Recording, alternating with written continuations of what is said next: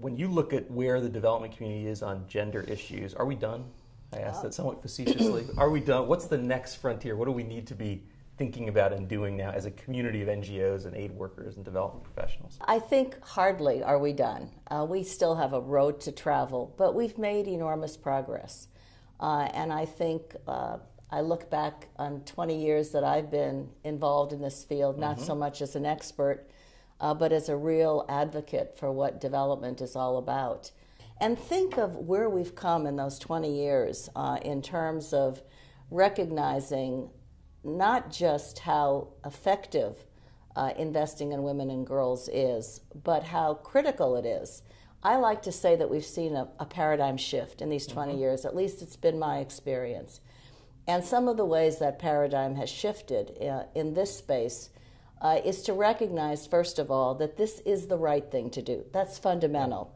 But it is also the smart and strategic thing to do. And what has enabled us to see that is this mounting research and data that has made the evidence-based case for that. Look at women's economic participation today and what we know about how they spend their incomes. They have a multiplier effect on their communities, on education, on raising the standard of living.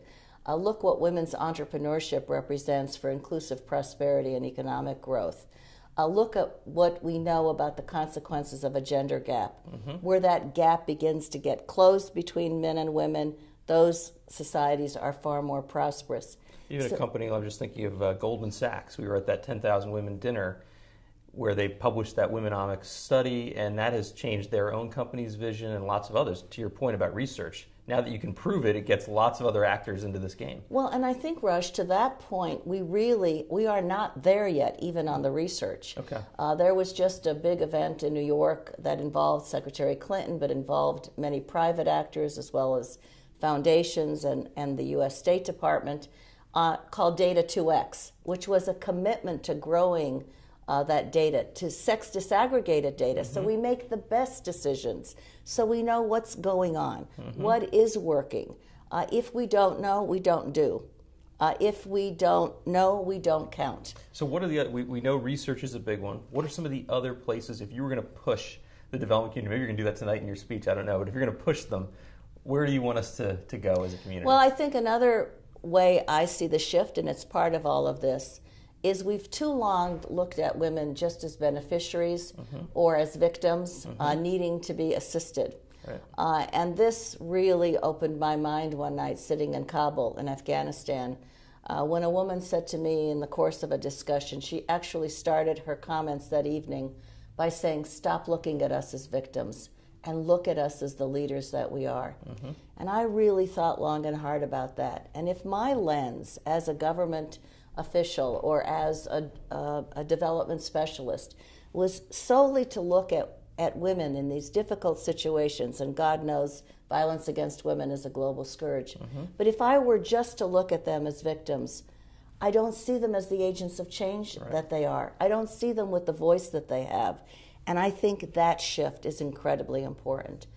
I also think what we are recognizing today, that we were just at the earliest stages at when I sort of got into all of this, is how critical collaboration is between government, the private sector, the civil society, the NGO community, academia.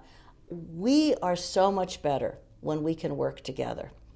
I think we're seeing more of that, right? We are seeing more of that, and I think it is, I see it particularly in the women and girls community.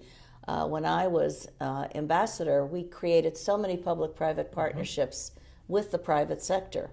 And that brought to the efforts we were encouraging, whether women's economic empowerment or with dealing with violence against women, it brought in new resources, it brought in potential sustainability of a course of action that otherwise would not continue after a certain grant period.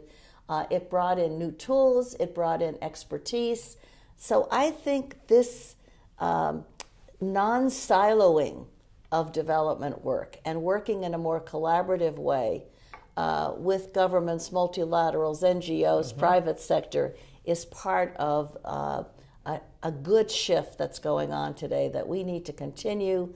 We need to refine, and we need to utilize all those tools that are out there Yeah. that will enable us to be far more effective.